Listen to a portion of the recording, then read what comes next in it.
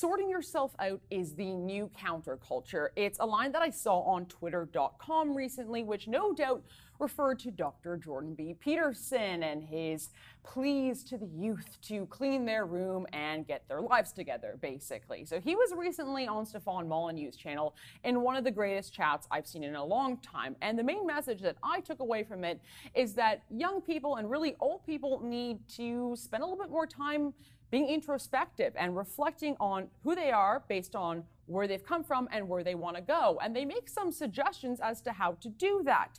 Pray more, transgress less, and basically find out what your transcendental vocation is. So I typically do all those things, the prayer, the trying to refrain from transgressing and figuring out what the heck my calling is in life by going to church. Only problem? Well, this weekend it was a little different. I was distracted from doing all of the above. Why? Well, there was a young little sweetheart, probably around the age of 15 or 16 years old, who walked in, I kid you not, a pair of hot pants. I could see the bottom of her butt cheeks. So that brings me to my little rant for you today. Okay, so this is as close as I'm ever going to get to doing a beauty blog, but I think that it really needs to be said. I've just been watching this general downward spiral of how females dress in church, and if you're not going to hear it from the pulpit, I don't know if the priests are too afraid to call out the young people, maybe the parents are sort of out of touch and don't see what the rest of the parish sees.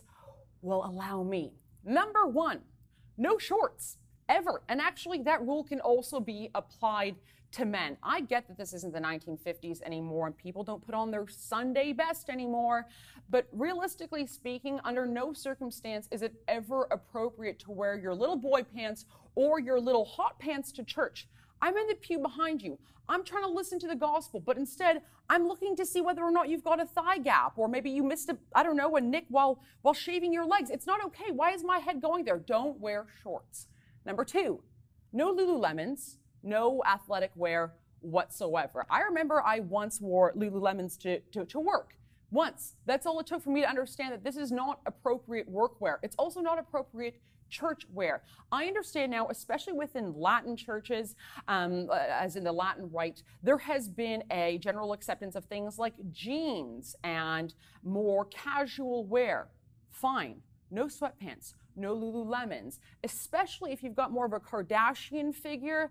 Ain't nobody need to see all those outlines while we're in the house of God.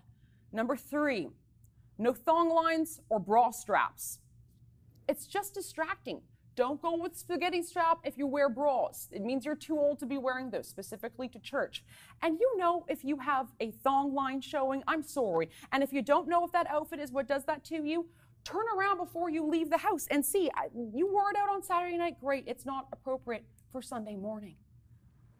Four, I can't believe I have to say this, but I see it all the time. No cleavage. Just don't show what's going on over here when you are going to the place of worship.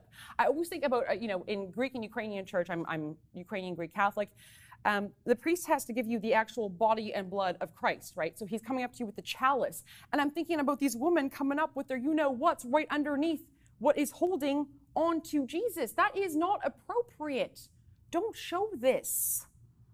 Number five, and this is maybe where a lot of folks are going to disagree with me, but I don't really care. I'm putting it out there. Shoulders are TMI, okay? In this case, pashminas are your friends. I have lots of sleeveless dresses, and I get it, that churches can be hot during the summertime. What I do is I pack a little pashmina or a nice little shawl thing going on. I wear it during liturgy or the mass, and then when it's time for fellowship downstairs in the basement or the church hall, when I go for my tea and my scones, just take it off. That's okay then. But while we're worshiping, don't show too much skin anywhere around here. Okay, number six, no mini skirts. And this is one that's kind of hard for me to say because, like I said, I go to Greek and Ukrainian churches. Greek girls tend to get a little hooched up before they get out to church. A lot of folks within the Ukrainian community as well, they came from the former Soviet Union, were wearing, frankly, tight leopard print skirts are okay. If you especially are from this particular culture, or perhaps a little bit more conservative in our dress, just don't do it. And here, pantyhose are your friends. Stockings are your friends. If you're not convinced that this is a mini skirt, you don't know how short is too short, just put on some pantyhose, put on some stockings. It automatically gives you a more conservative look. All right, number seven, You don't need to dress like a nun or look like you're going to a funeral. There are actually a lot of really great Christian beauty blogs that are out there. You do not need to be dressed like you are the bloody Queen of England, okay? That's not what's going on over here. You can look really cute. You can look really wonderful. This doesn't have to be your everyday look, but for Sundays, you can look adorable and fashionable and also incredibly modest. Number 8. Own a conservative black dress. And that kind of gets up to the funeral comment that I just made a little bit earlier. Any good Catholic girl has to have a conservative black dress. You never know when you're going to be asked to go to a funeral. And by the way, speaking of funerals, this is again just a point of taste. On Good Friday, it's technically like a funeral, right? So when I see girls coming out in all sorts of bright colors, etc., no, that's when we apply the conservative black dress. You never know when you're going to need it. It's just good to have it, girls. Number 9, be proactive in your thought patrol. This goes to friends and parents that are out there. If you see a girl, and this is where I totally messed up this weekend, I should have gone up to the girl and said very nicely, hey, look, you're very beautiful. You have a great body. That's awesome. I'm really happy for you. Maybe showing less of it at church would be a great idea for you. Save that for the weekend. Save that for, I don't know, when you're hanging out with your boyfriend. But when you're coming to the house of God, that's not really an appropriate look. So I'd urge you to get involved. Tell your friends who are in youth group. And if you're a parent, heck, lay the law down. I remember my mom giving me a little scolding too when I wanted so much as wear my lead dungarees, my overalls to church. She wasn't going to have it. Why should you let your kid leave the house in a miniskirt when she's going to church? Okay, number 10, and this is just like a good rule of just life, not just church here. Think like Melania Trump.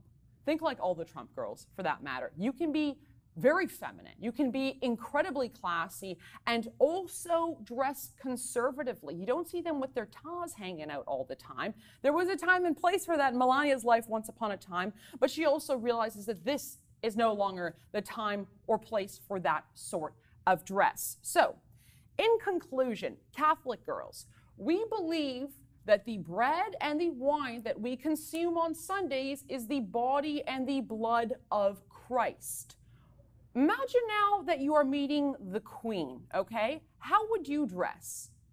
Now, can you imagine applying those sorts of rules, not to meeting just the Queen, but the King of Kings?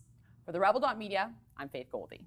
This was a fun beauty vlog. I usually do much more serious political topics. For all my videos, click like below and subscribe to our YouTube channel.